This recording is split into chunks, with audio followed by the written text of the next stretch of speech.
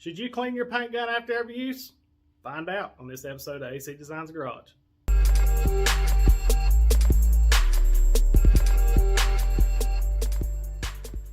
Alright guys, make sure you stay tuned to the end. I'm going to show you a couple little tips on getting your initial fan and fluid control setups right before you start spraying your car. Alright, here's the gun we're cleaning today. This is my old Sada Jet 90. My guns never look like this. You could eat off of them when I get done, but I wanted to put paint on them and let it dry just a little bit. This is a red base coat inside and out, squirted some through it, got my tip all nasty. But I wanted to show you how to clean it afterwards, because after you spray in the booth for 30 minutes or so, you'll get some dried on the outside. So I'm going to show you the super fast way to clean these things and take them apart. All right, before we get started, here's a minimal amount of tools you guys are going to need. Just some lacquer thinner. I just had this laying around. I'll link all this into my description below on my Amazon affiliate links. Help the channel out if you go check it out. Don't cost you guys any extra, and put it all in one good place you can go get it. But regular old lacquer thinner, your tool that comes with your spray gun. I keep these all together. A lot of times I'll just hang these on here. I'll even link one of these little stands in there. These are super nice to hang your gun on. It just goes on like that and hangs on there good, and you can fill it up. But need your tool. Need some of these little tip cleaners. You can get these at Harbor Freight, or I'm gonna, like I said, put them on here. Need a old chip core brush you get from Lowe's or any home improvement place, and just the old mixing cup. We're gonna fill that full of lacquer thinner, disassemble it, let it soak. So here we go. All right, I'm fixing to cut the air on, guys, because it's getting like ridiculously hot in here. But I just want to show you how hot it is in the shop right now.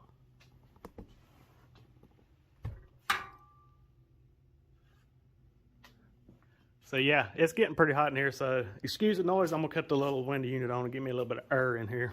All right, guys, make sure you pick up a box of these nitrile gloves and stuff to keep the lacquer thinner and paint stuff off your skin. You don't want this stuff on your skin because it will absorb in, and it's not good for you at all. So we're gonna pour up some of this lacquer thinner in the cup real quick and start tearing this gun apart.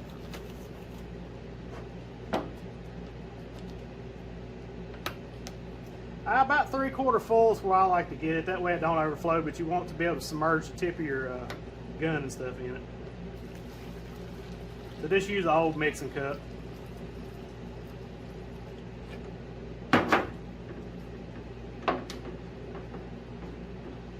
And the first thing you're going to want to do is get the paint stuff you got in here out of your gun. So there's just a little bit left in here.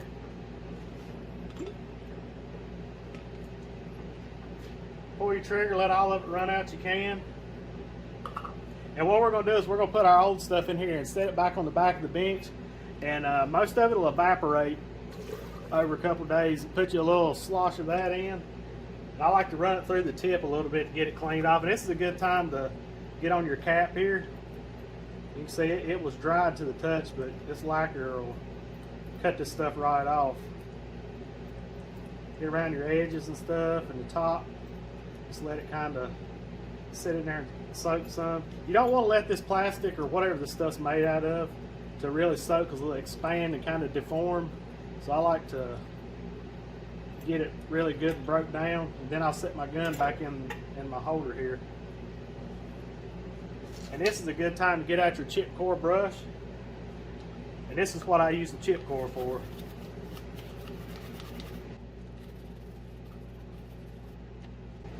And now once you clean this here, drop it on the floor. Make sure this little hole here, I'll see if you can see it. Make sure you got this little hole here is good and clear, because it's small, but if it won't breathe, it'll start sucking this down and don't go good. So let's make sure that's good and cleaned out. You can use these little tip brushes right here to get them.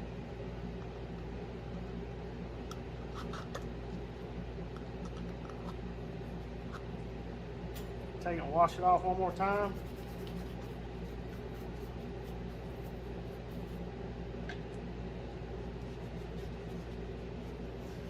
That one should be good to go. All right, now what you're going to want to do is just put a little splash in here. And put your lid back on. And we're going to slosh it around just a little bit, but make sure you put your finger over this hole, because it'll go everywhere. And don't shake it too much. Lacquer thinner will build up a pressure. So what I'm going to do is I'm going to shake it a couple times with my finger and then pull the trigger and release the pressure, because for some reason it builds up pressure and it'll blow this tight. You can see where it's already releasing pressure. Then what you can do, I turn it upside down and hold the trigger, and it should run out the top of your vent up here. Now you can see it was all covered in here. Now most of that's off. So we're gonna pour this into the scrap after we run some through it. Just keep your lid good and saturated, that way the stuff don't dry.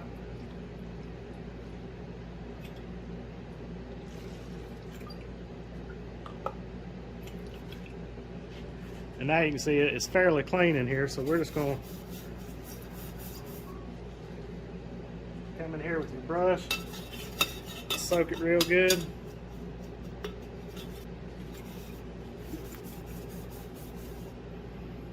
It's getting fairly decent right there.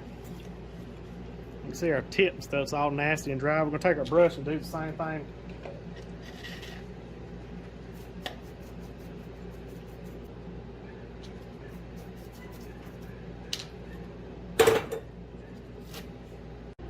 You can see how clean the lacquer thinner is. A lot of people would just leave it and just put it up on the shelf at this point.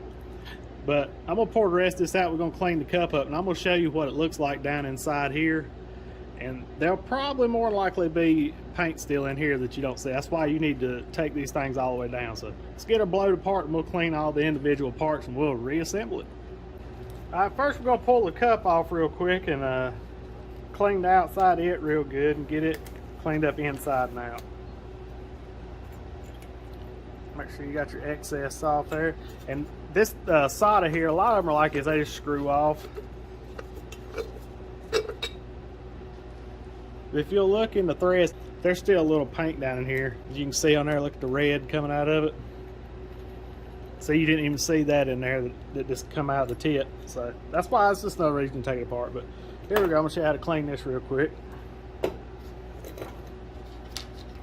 And what I like to do to keep from making too much of a mess is I hold my cup over this, and you just do it like this right here, and it's been sitting for a while. Like I said, it was 100 degrees in here, so it bakes on pretty good. But we're gonna get the outside of this pretty good, then wipe it off.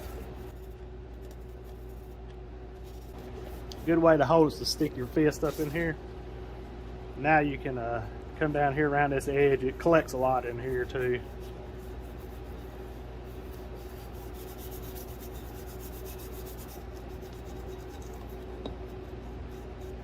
Get your threads and everything.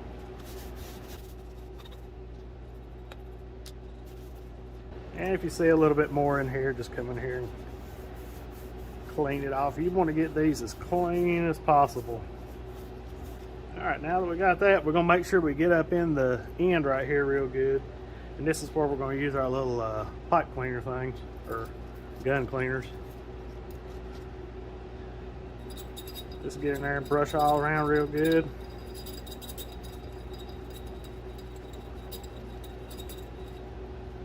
And then you could just dunk it in here.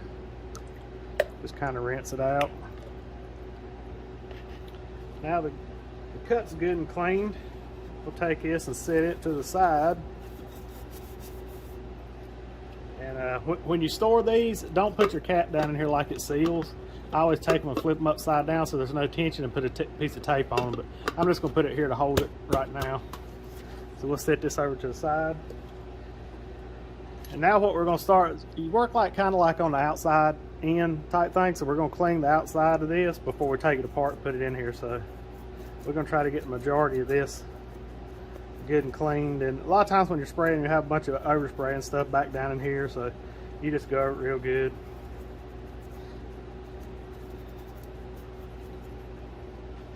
And then take your old dirty rag and get the majority of it, because like I said, we're going to submerge it real quick down into the cup. But I'm going to go get some, now that we got the bulk of the nastiness done, I may dip this down here and shake it around a little bit. I'm going to go get some cleaner thinner, put some new thinner back in here and pour this out. That way we got a good clean, and we'll even dump the cup back in there just to make sure. So what I'm going to do is I'm just going to pour this in our scrap bucket here. Wipe our cup out real good. Pour us up some more. About halfway.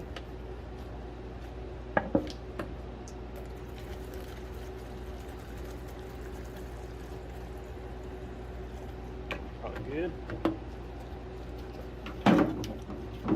Now here's the process that I do, because these things are under tension. They got a spring in here, so what you're going to want to do is you want to back your tension off. We'll take this off, because if you take these tips off, because these things are like precision fit to the tips the needles are, and if you leave them with tension on like that and try to take your tip off, I'm always scared that it's gonna, you know, maybe eventually cut a groove in there. So I always take this off first. Usually, unless this is nasty, I don't clean it. So you'll pull your needle out, and we'll put our needle down in there. You'll take the air cap off. We'll drop it in there. And then now time to take the tip off. And you don't want to clock these on there real tight where you can take them off real good like that. But you see all the paint that's still in here that you wouldn't have had out of it? And that could come back later. As you can see here, look at that. We run thinner to it till it was clear, but you know, you still got it if you don't take it apart. So what I'll do is I'll take it. Now make sure you don't bend your needle. Keep your needle to the side, and I pull the trigger in and just submerge the tip of it like that. And we'll let this sit here for about 3 or 4 minutes, shake it around a little bit and get all the hardened stuff broke up, and we'll come back to it, put her together. All right guys, now here's been soaking for about 5 minutes or so. So here's where we're really gonna spend a little extra time cleaning. And it's like in here in the, you can see in that tip and stuff, we want to get in there the best we can and really get every nook and cranny cleaned out. And you just rinse it out like that. And then what a lot of times I'll do is I'll get our brush and get down in these little grooves and slots, because it has like a little divot down in here stuff can gather. So we'll just get in there, kind of get it the best way we can. Like I said, this gun here is probably 15-20 years old, and it's had a ton of color shot through it. Been a really good gun. It's starting to show its wear just a little bit on the needle.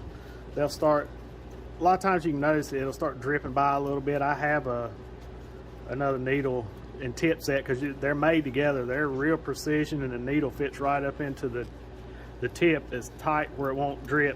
This one hadn't started dripping yet, but the pattern's starting to get a little wide and using a good bit of material. So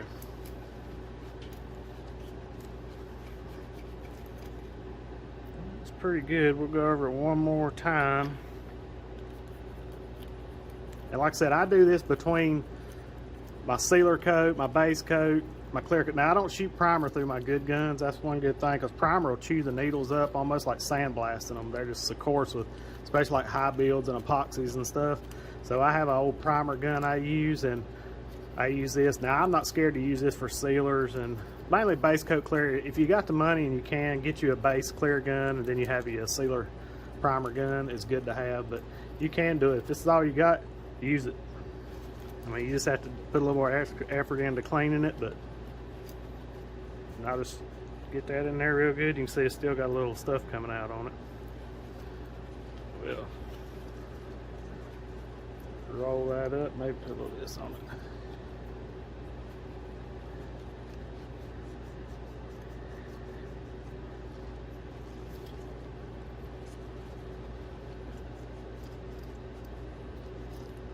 See, roll another nut and try it, see if we got the majority of it.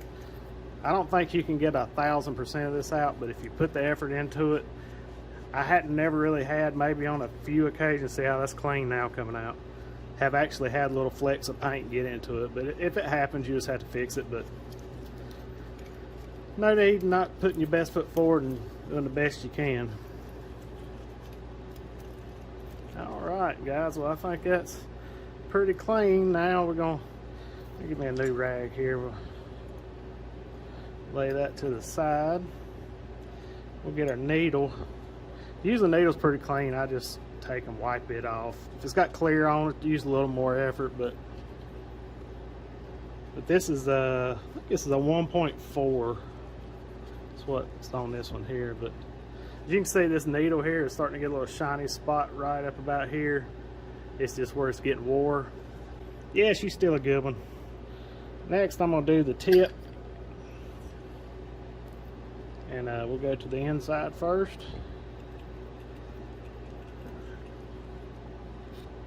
down in here.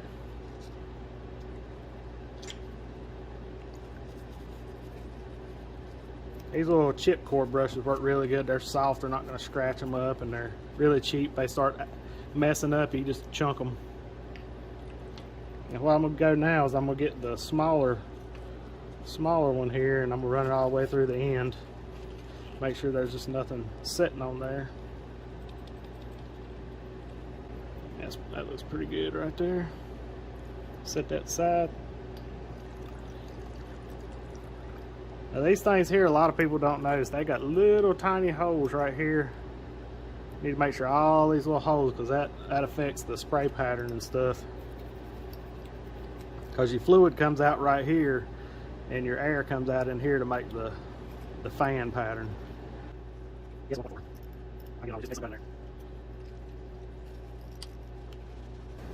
And this is, like I said, this is how I do it between every different product. When I change a product out, base coat, if I change base coat colors, I do the same thing in between it. Just a few minutes to ensure you a little bit of insurance, because if you got to go back and start fixing stuff, it takes a lot of time. What I'll do is I'll hold this up to the light and look up through them little holes. There we go. Those are good and clear. So I put the tip on first and just thread it in. Run that on. And you don't hog down on these things. I just go in here, just bump it. That's all you got to do. Next, put the needle in. There's a little hole you got to get. A little roller here. It lines up right there. That through there.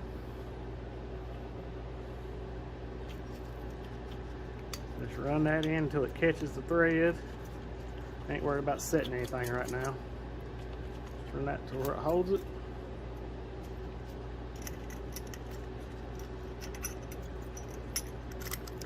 Put the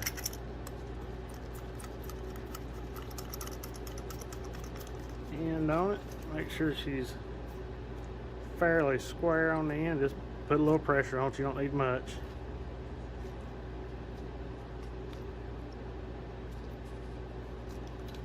Now we're gonna put our cup on. Same thing with this thing. I just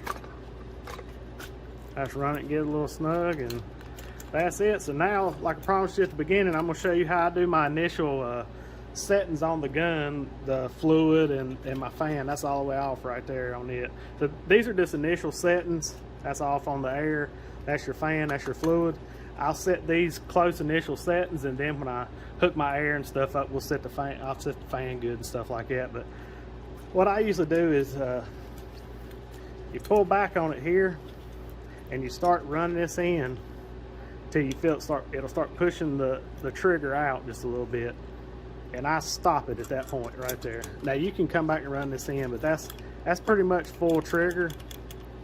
And my fan, most of the time I run her wide open or halfway. I'm gonna put it at wide open. If I'm doing the side of a car, you want, the further you turn this forward, the wider the fan is, and I like it. But you can adjust it down, like I said, when you get your material in here. And I turn this is the air.